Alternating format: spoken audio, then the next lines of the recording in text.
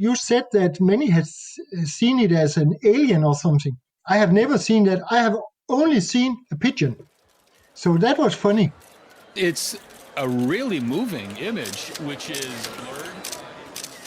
This photography podcast is brought to you by Frames, the upcoming printed photography magazine.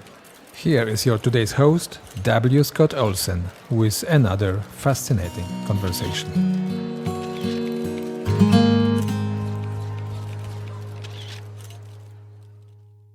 Well, hello, everyone, and welcome to another podcast from Frames Magazine.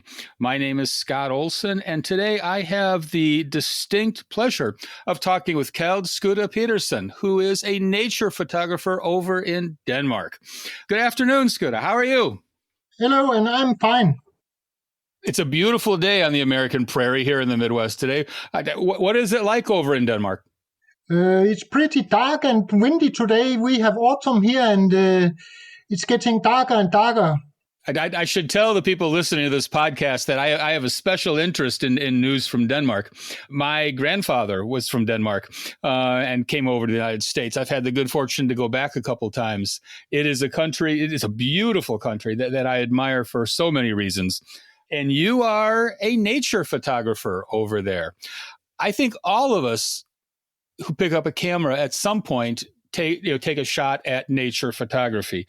We see, a deer, or we see a mouse, or we see, something, or an interesting plant, and we try to give it a shot, and quickly realize that nature photography is incredibly difficult.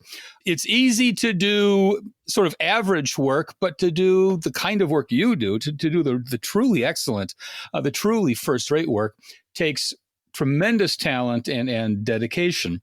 So just as a way to get started, I'm wondering if you could tell us, how in the world did you get started in photography in general, but also in nature photography? Yeah, I was starting photographing dead fish mostly because I have been fishing all my life, and as the anglers know, we have to take a picture of every fish we are catching, and I took, I think, 1,000 or 2,000 pictures of sea trouts lying on a stone on the shore, and they were all the same. And I did that in many, many years. And one day I tried to photograph something else, and then it took over, if I may say so. And I'm almost not fishing more because the nature photographing is giving me the same as catching a big trout or a salmon today. When you are getting the eagle or the deer or anything else in the right way, where you are feeling you have got a really good picture, it is just the same feeling as catching a big fish. And the good thing about it is we don't kill anything in this way. It's the best way in hunting, I think. Oh, absolutely. The photo safari has taken over in other countries as well. I know that feeling. Of getting the shot right. Do you remember what it was that you took a picture of that started to change your mind? Yes, I remember it very well. It was a kingfisher. It is funny because, as I remember it, I saw this kingfisher sitting in a stream here in Denmark, and it was the most beautiful bird I ever have seen. It was, as you know, blue, and I remember it as very big on the frame. I saw it clearly, but when I see the picture today, I think it is filling 3 or 4 pixels, and it is only a blue dot 100 meters away. And that was my start, and then I had to make it better and better and better. And the other thing I saw was a white-tailed eagle. It was flying above me when I was fishing, and then I started. The white-tailed eagle. They were pretty rare in Denmark at these days. You mentioned on your website that you are absolutely addicted to birds. Why is that? Birds are the most common thing to make photos of. They are everywhere. But when I wrote that, it is years ago. Today I do also photograph macro and insects, plants, what is it? Everything.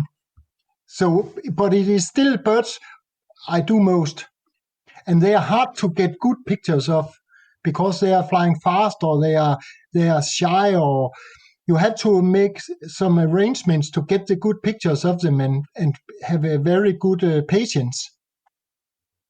Well, you've just mentioned several things that I want to follow up on, and I think patience is probably the best place to start. I read an essay, I forget where, several years ago about nature photography. The writer, the photographer, mentioned, yes, you see the dramatic picture of the bird or the polar bear or the lion. What you don't see is the 4 days of me sitting in a tent waiting for the lion or the polar bear. You don't see all of the hours where absolutely nothing happens. For a nature photographer, tell me a story about patience. Tell me a story about waiting. Yeah, I can tell you a story about the best photo I have got of the white-tailed eagle. I think in Denmark we have about 80 or 90 pairs in the whole country now, and they are hard to get because they are very shy and they are flying their own ways, if I may say so. You can't get them where you want them. You have to sit and wait and observe where they are flying and where they are sitting. And so I had been sitting for a week. I saw them sitting on some stones in a lake. They were drinking and they were bathing in this lake. And then I thought I would try to get them. And I placed me in about 100 meters from them. And I was sitting in a week before I got the first picture. And it was really unbelievable. I was sitting at the shoreline, well hid in all the plants and so, and I have been sitting there, as I said, in a week, and then it came flying towards me, and it placed itself in the water on a stone who was covered by water, and then it sat with the back to me, and I thought, okay, now it is going to make something, when they are bathing, they are using their wings and jumping around, but it sat with the back to me, and that's not good for a nature photographer and get the birds from the back. So I waited, and I hoped that it would turn around, but then I heard something else behind me, and I have to say that I was sitting on the ground with a big burlap bag tripod made in wood and 800 millimeters Nikon, and it was very heavy gear. And then I heard this sound behind me, and suddenly there sat another eagle in a tree about 15 meters behind me. And then I really had problems, because should I look at the first one in the water, or should I take some pictures of the one behind me? And I took pictures of this in the water, because it was all the gear was turning in this direction, so it was the easiest thing to do. And then I thought, okay, I have to try the other one also. So I had to turn around with all this heavy gear, and then I took some pictures of this, but that was not the right thing to do, because when I did that, the other one flew away, and I should have been sitting there and waited to get it when it was going in the air, Then they are making the most beautiful splash and so, but I missed that. Did you get a good picture of the one in a tree? Yeah, but not. It was not totally free, because there were branches and so all around it. That's the way it is to be a nature photographer. There are always a branch, or it's sitting with the back to you, or always strange things. So the really good pictures, they are very, very few. Well, there are very many of them on your website. And that's one of the things I was going to ask you about is simple composition. When you have so much, for lack of a better term, interference, you have branches, you have signs, you have electrical wires, whatever. How do you go about thinking about composition as a nature photographer, or is it all just a happy accident that you take 100 shots and hope that one is good?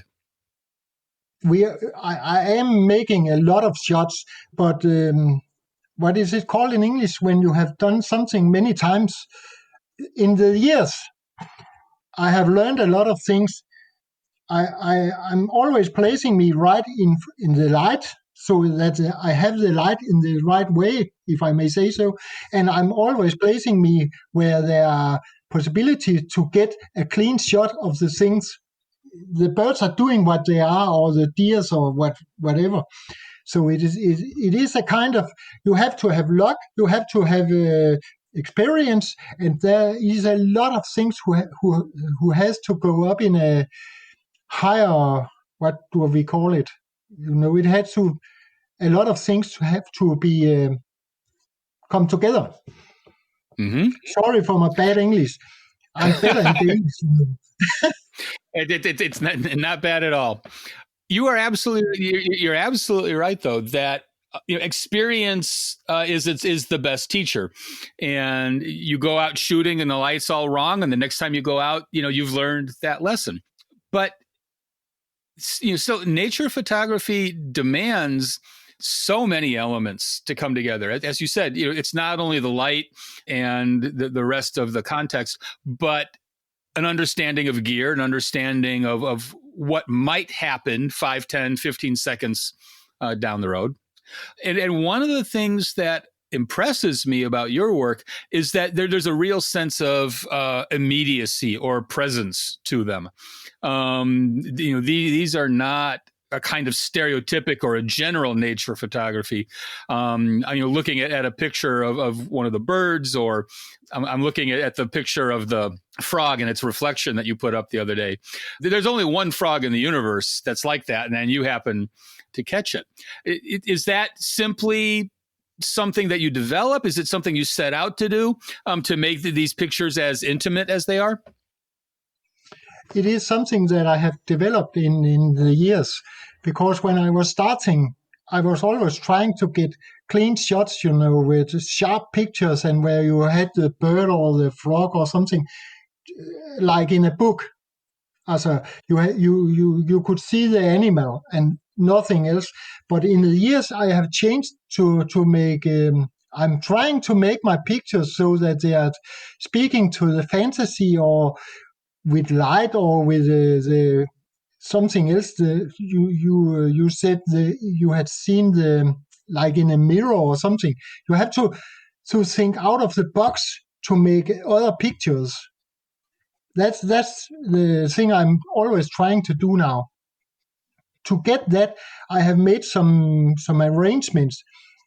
For example, I'm drifting around in the lakes and on the shore by the coast in what it is called floating height. I'm lying in the water in a dry suit and shooting the pictures 20 centimeters above the surface. That gives me the good pictures. It's not the same if you are sitting on the shore or you are sitting in a car or something and using that for height. You have to be in level with the birds or the frogs or something. That's the thing I'm working a lot in. And I have made it in the garden also. We have a big garden here, and I have lured a lot of birds to come here. I'm feeding them everywhere, and I have digged 3 or 4 holes out in the garden to get in the right level. Yeah? It sounds strange, but I'm getting the pictures when they are sitting. I have made a pond who is 5 meters long, and then I'm sitting in the one end, and the birds are sitting in the other end. And then I'm getting these pictures where you can see them in another way, if I may say so. I love that idea. An early cliche when anybody is beginning to take up photography is someone tells them, to zoom with your feet.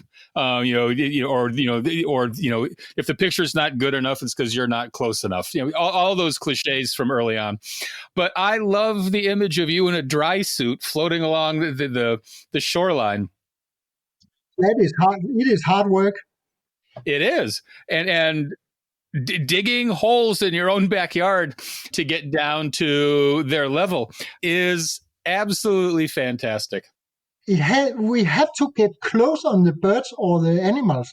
I don't know what it's called in English, but you have to do that, and it's the thing who gives the good pictures. It is to get close, and you have to hide, and you have to think out of the box to get close to the animals. And You have to use time to it, and you have to make, for example, this floating height I'm lying in, it is covered like a stone. I have had, when I'm breathing around out there, I have had birds sitting on top on it.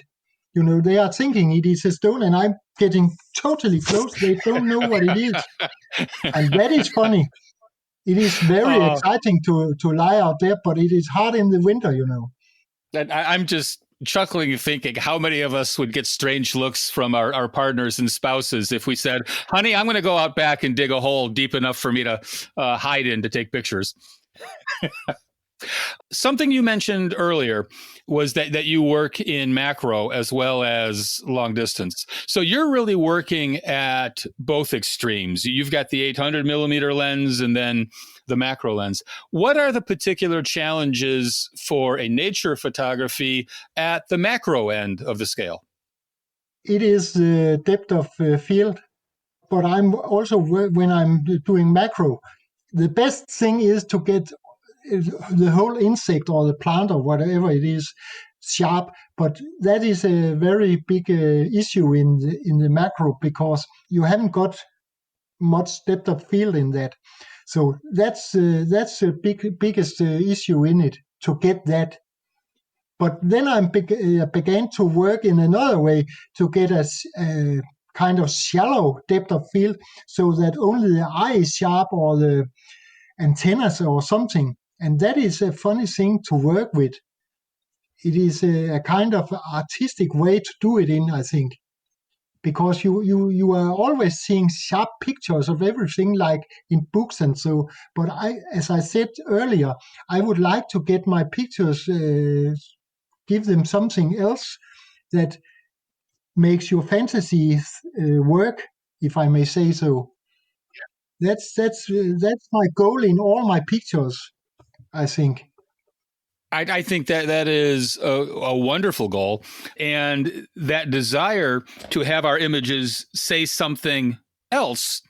It is something I think a lot of us tend to forget, that we've all seen pictures of pigeons before, but you've never seen my picture of a pigeon before.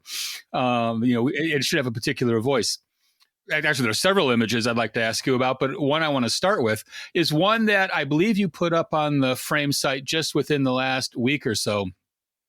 And I'm looking at it right now, and people thought this was a space alien. It's a gray bird taking a drink of some sort. Do you know which image I'm talking about? Yeah. Can you tell me the story of that image? Yeah. It is. I took it in the garden from hole number 3. And it is easy. It is the hole where I have made a height in the one end, and then I have a 5-meter long pool, who is 1.5 meter wide, and then in the other end, the birds are landing there and sitting and drinking. So, and it is a pigeon who was coming down for drinking, and then it sat, and it began to drink, and then that is the story about the picture. But the picture went out in another way that I thought, and it is funny to see the reactions on the Frame, the website, because I have never thought that so many would have given that picture attention. I think there have been 1,000 people looking at it now, and there are so many good ways to see it in. But you said that many had seen it as an alien or something. I have never seen that. I have only seen a pigeon. So that was funny. But when they wrote that many have seen it like an alien, then I could see it. It's a really moving image. You have the reflection, which is blurred in the water, and such incredible sharpness on the pigeon's head. And then, of course, a shallow depth of field.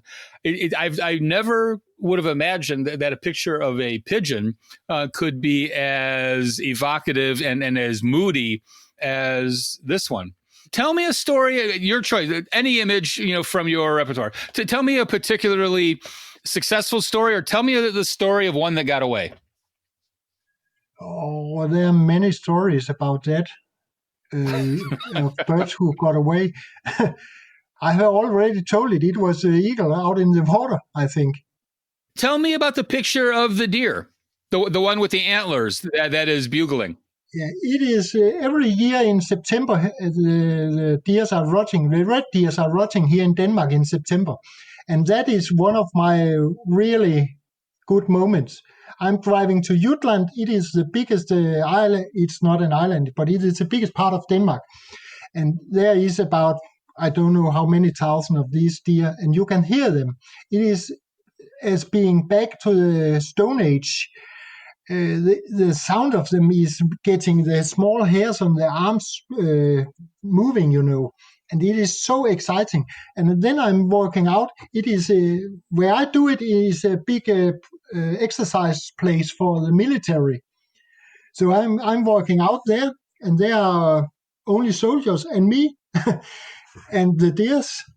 And then I'm placing me and sitting all day long there, because you have to sit still and let the deers come to you. And it is the biggest mammal in Denmark. The big deers who are rotting, they have a territory, and they are getting the females to come to them, and they are protecting them from the other ones. And then when you are sitting out there, it is so exciting. It is like hunting, as I said before, but not you are not killing anything, but you are using your hunting skills, something that everyone has.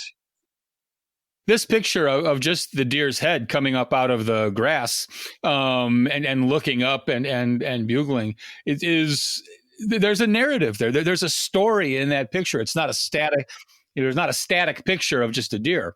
He had been running around in front of me for 2 or 3 hours with his females. There were about 20 or 30 females, and they are moving all the time. When you are sitting there, they are moving around to look after other males coming near. You have to get them away if they are coming.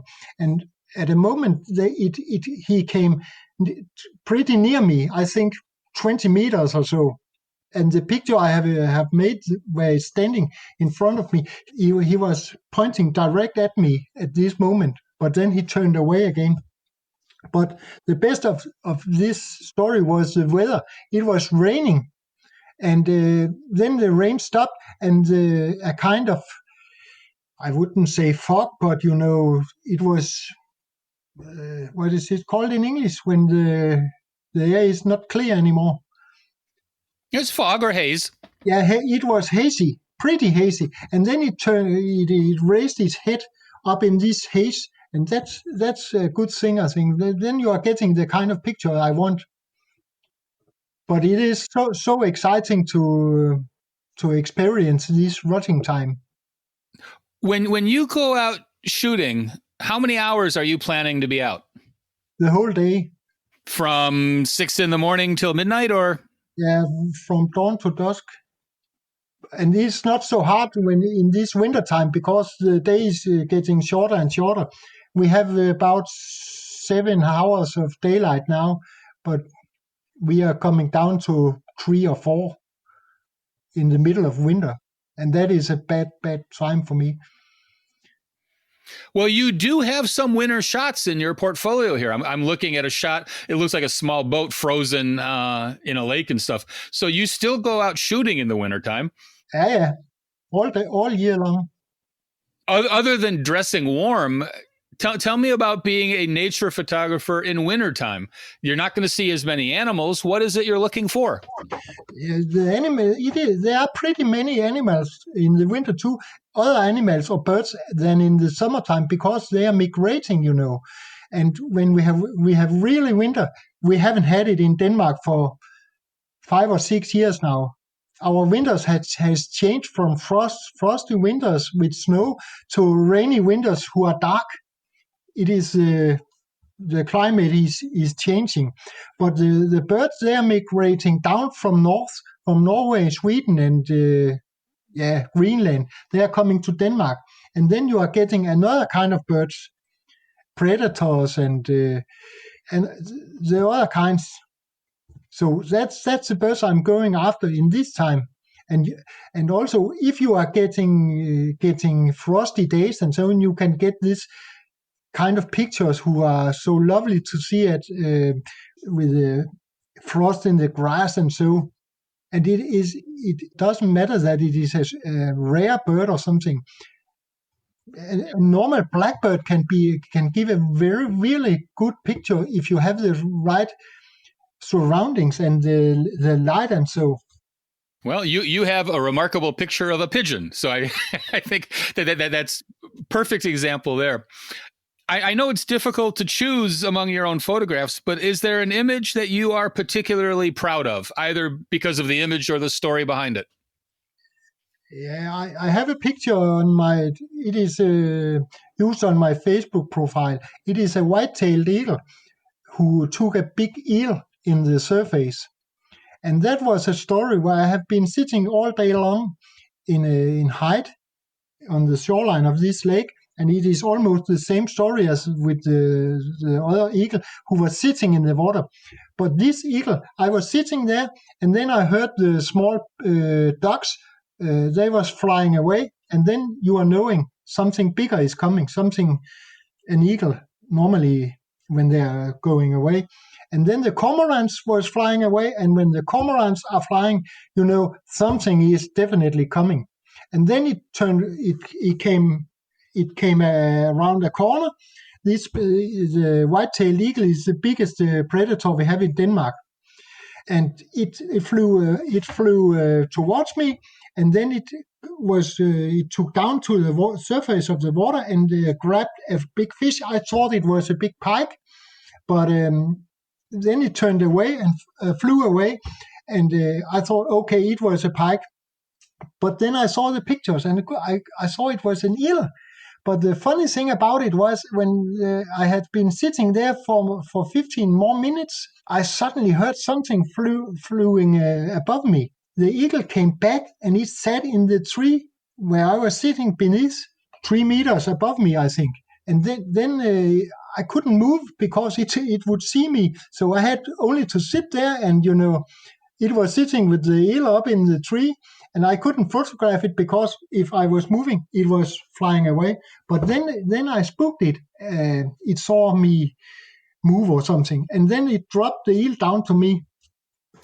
But that was really. But this story is also you can't make the eagle fly in the right direction. I was lucky that it was flying away from me, but it turned so I got it from the side, and the light was right. But I would have loved if it had been flying from the other side. But that's the way it is to be a nature photographer, and we can't get good pictures always. Well, this is a very good picture. It is your main profile picture on your Facebook page. I've looked at that several times. What is it that you hope people take away from your photographs? I mean, what is it that you hope people are thinking and feeling after reviewing your work? I do hope that people, when they're looking at my pictures, they are getting a feeling of something good. But I hope to get a lot of people think about how we are behaving in nature. There are so many beautiful things out there. We have to